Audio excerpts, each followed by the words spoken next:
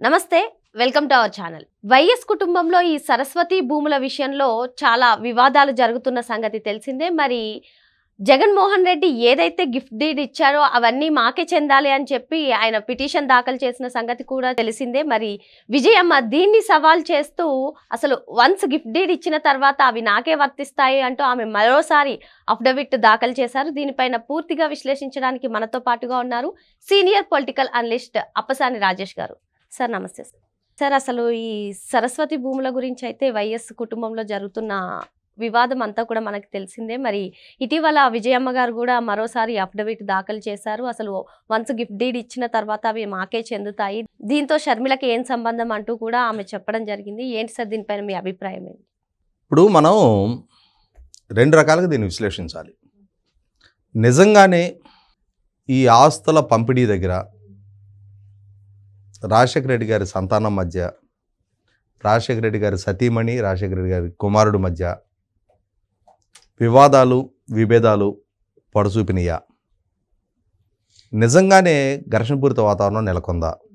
అలా నెలకొంది అని అంటే మనం మన ఇరుగు పొరుగుల్లోనో, మన కుటుంబాల్లోనో, మన బంధుమిత్రుల్లోనో చాలా కుటుంబాల్లో చాలా క్యాజువల్గా కుటుంబాలలో ఆస్తుల పంపిణీ దగ్గర వివాదాలు చెలరేగటం, ఆఖరికి తల్లి తండ్రితో పిల్లలు విభేదించడం, అన్నదమ్ముల మధ్య విభేదాలు తలెత్తడం, ఇవన్నీ మనం చాలా సహజంగా చూసే అంశాలు.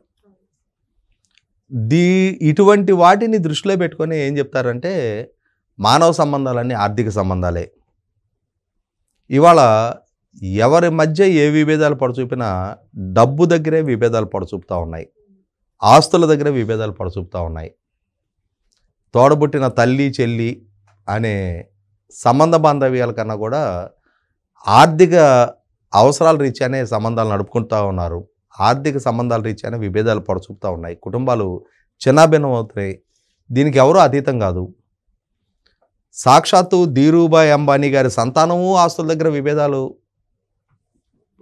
ఫేస్ చేశారు. ఇవాళ రాజశేఖర రెడ్డి గారి కుటుంబంలోనూ ఈ ఆస్తుల దగ్గర విభేదాలు తలెత్తుతూ ఉన్నాయి అని చెప్పని రకరకాల వార్తలు చలామణవుతూ ఉన్నాయి. మనం చాలా కుటుంబాల్లో విన్నాం, చాలా పెద్ద పెద్ద పారిశ్రామికవేత్తలకు సంబంధించిన కుటుంబాల్లో విన్నాం, హత్యలు గావించబడ్డ అంశాలు చూసాం.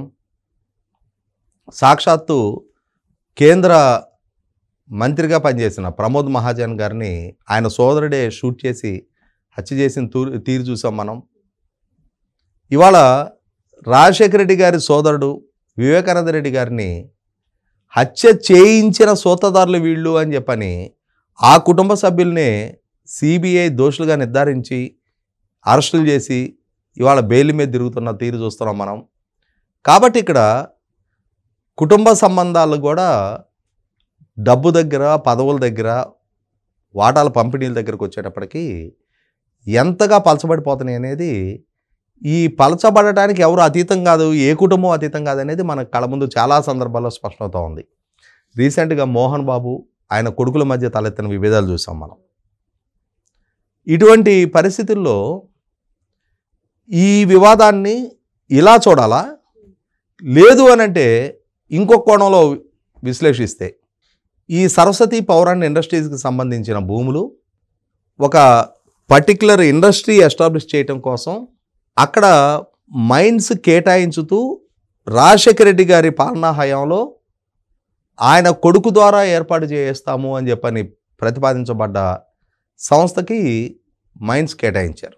ఈ కేటాయించుతున్న సందర్భంలో సహజంగా జరగాల్సిన ప్రక్రియ ఏంటి అంటే, ఏదైనా ఒక సంస్థ, సపోజ్ ఇప్పుడు జగన్మోహన్ రెడ్డి గారే, ఆయన సరస్వతి పౌరాణి ఇండస్ట్రీస్ పేరిట సిమెంట్ పరిశ్రమ ఏర్పాటు చేయాలని చెప్పని ఆయన నిర్ణయం తీసుకుంటే, ఆ నిర్ణయాన్ని ప్రభుత్వానికి తెలియజేస్తే ప్రభుత్వం ఈయన ద్వారా వచ్చిన అప్లికేషన్ పరిగణలోకి తీసుకొని ఆయనకి నిజంగానే పరిశ్రమను ఏర్పాటు చేయడానికి కావాల్సిన ఆర్థిక స్థితిగతులు ఉన్నాయనేది కన్విన్స్ అయ్యి, ఆ రకమైన ఎక్స్పీరియన్స్ ఎక్స్పర్టైజ్ ఆయనకు ఉంది అని ప్రభుత్వం కన్విన్స్ అయ్యి, అప్పుడు ప్రభుత్వం ఆయనకి మొట్టమొదటగా mineral wealth limestone mines కేటాయింపు చేయాలి. అలా కేటాయింపు చేసిన భూముల్ని ఆయన ఆ కన్సర్న్ రైతుల నుంచి వాళ్ళకి నగదు చెల్లించి ఆ భూములు కొనుగోలు చేసుకోవాలి ల్యాండ్ అక్విజిషన్ ద్వారా. అయితే ఇక్కడ జరిగింది ఏంటి? రివర్స్లో జరిగింది. ముందుగా ఆయన రైతుల దగ్గర నుంచి భూములు కొనేశాడు. ఆ కొనే ప్రాసెస్లో సహజంగానే రైతులు, సార్ మరి మీరు మా భూములు కొంటున్నారు, పరిశ్రమ పెడతా అంటున్నారు, ఇప్పుడు మరి మా ఉపాధి కోల్పోతాం కదా, మీరు ఇచ్చే ఈ డబ్బులు మా దగ్గర ఎన్నాళ్ళలో ఉండవు. ఎలా అంటే, లేదు ఇక్కడ పరిశ్రమను ఏర్పాటు చేయడం ద్వారా మీ బిడ్డలకు ఉద్యోగ కల్పన చేస్తామని వాగ్దానం చేశారు. అక్కడ పల్నాడు ప్రాంతానికి సంబంధించిన బలహీన వర్గాల రైతులు వాళ్ళు కూడా పోనీలే, కనీసం మన పిల్లలకైనా మంచి ఉద్యోగం దక్కుతుంది కదా, వాళ్ళకైనా మంచి భవిష్యత్తు దక్కడానికి ఆస్కారం ఉంది కదా అని చెప్పని ముందుగా జగన్మోహన్ రెడ్డి గారికి భూములు అమ్మేశారు. ఈ భూములు అమ్మిన తర్వాత అప్పుడు ఈ భూముల్లో మేము పరిశ్రమ ఏర్పాటు చేస్తాము అని చెప్పని, అంటే ముందుగా ప్రభుత్వాన్ని అప్రోచ్ అయ్యి ప్రభుత్వం దగ్గర అనుమతి తీసుకొని ప్రభుత్వం ద్వారా భూములు కేటాయింపు జరగాల్సిన దగ్గర ఇక్కడ రివర్స్ చేశారు. కారణం ఏంటి? వాళ్ళ నాయనే ముఖ్యమంత్రి, మనకు తప్పితే ఇంక వేరే ఎవరికి కేటాయింపులు చేస్తారు? మనకి తప్పనిసరిగా కేటాయింపులు జరుగుతాయి కదా, నిర్ణయాధికారం మన ఆయనదే కదా అని చెప్పనే ధైర్యంతో ముందుగా భూములు సేకరించేసి ముందుగా భూములు స్వాధీనం అయిన తర్వాత అప్పుడు ప్రభుత్వాన్ని అప్రోచ్ అయ్యి, సరే వడ్డించేవాడు మనవాడు, కడబంతినన్నా అందుతుంది, ముఖ్యమంత్రి వాళ్ళ నాయన, వాళ్ళ కొడుకే పరిశ్రమ ఏర్పాటు చేయడానికి సంకల్పిస్తూ ఉన్నారు, భూములు ముందు కొన్నారా వెనక్కి కొన్నారా అనేది అప్రస్తుతం, వాళ్ళకి ఆ కేటాయింపులు జరిగిపోయినాయి. అయితే ఇక్కడ ప్రభుత్వం కేటాయింపులు చేసిన సందర్భంలో కూడా స్పెసిఫిక్గా సో అండ్ సో టైంలో మీరు పరిశ్రమ ఏర్పాటు చేయాలి అని చెప్పిన సబ్జెక్టు కండిషన్ తోటే కేటాయింపులు జరుగుతాయి.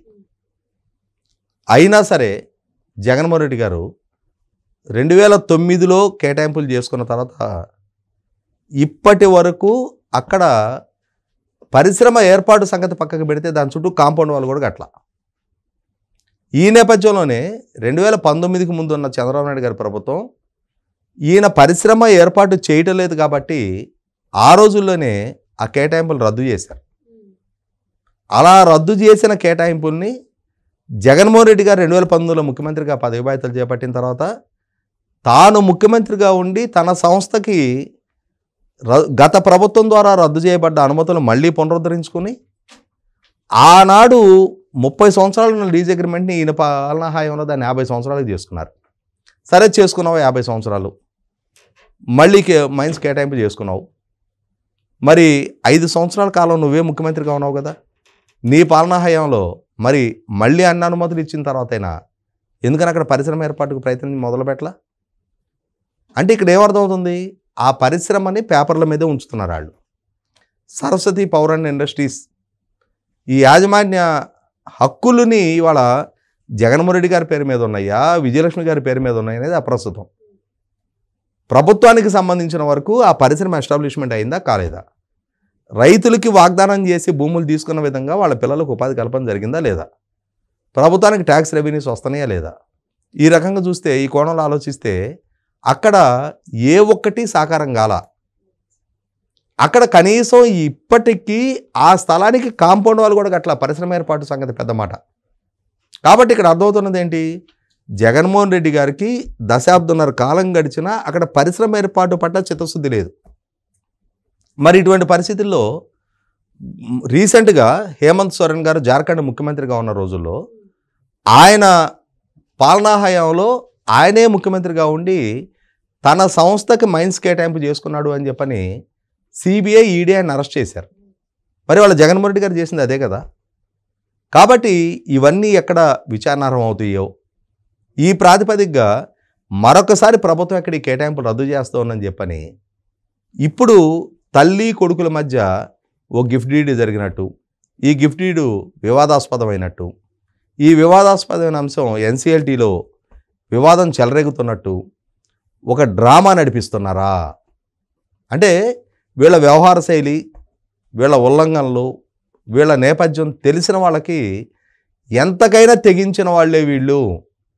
తల్లి కొడుకుల మధ్య వివాదం ఉన్నట్టుగా చిత్రీకరించి ఎన్సిఎల్టీలో ఈ వివాదం కొనసాగుతున్న నేపథ్యంలో ఇప్పటి ప్రభుత్వం ఒక వేగవంతమైన నిర్ణయం తీసుకోకుండా ప్రభుత్వానికి ప్రతిబంధకాలు కల్పించే ప్రయత్నమా?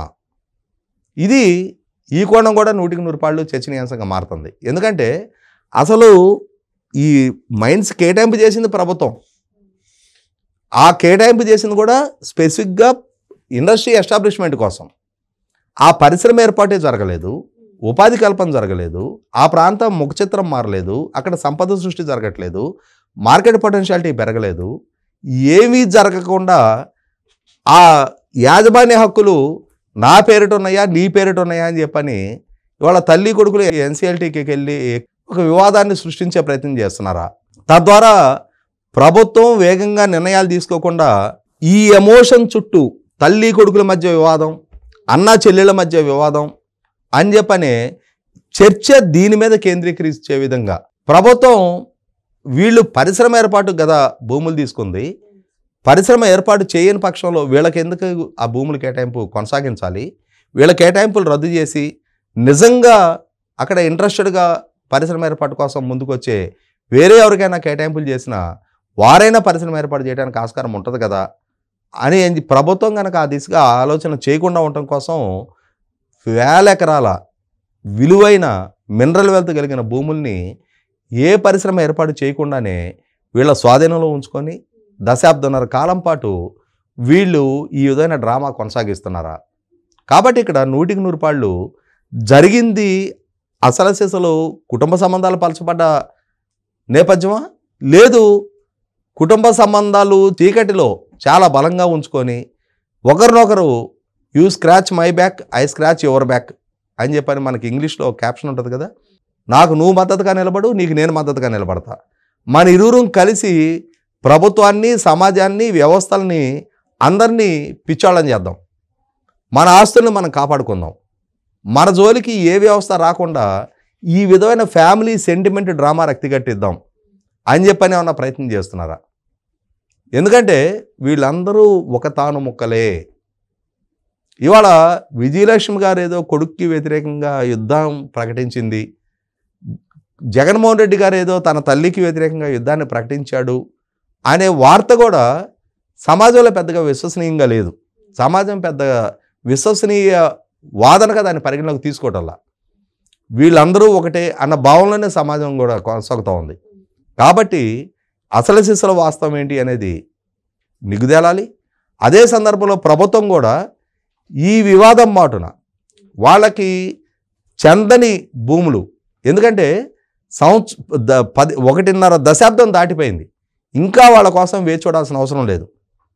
మరి ఏ విధంగా ప్రభుత్వం స్పందిస్తుంది, ఏ విధంగా ఎన్సిఎల్టీ స్పందిస్తుంది, ఏ విధంగా వీళ్ళ ఈ అడుగులని ప్రజలు కూడా పరిగణలోకి తీసుకుంటారనేది వేచి చూద్దాం. మరో అంశంతో మళ్ళీ కలుద్దాం. Thank you sir.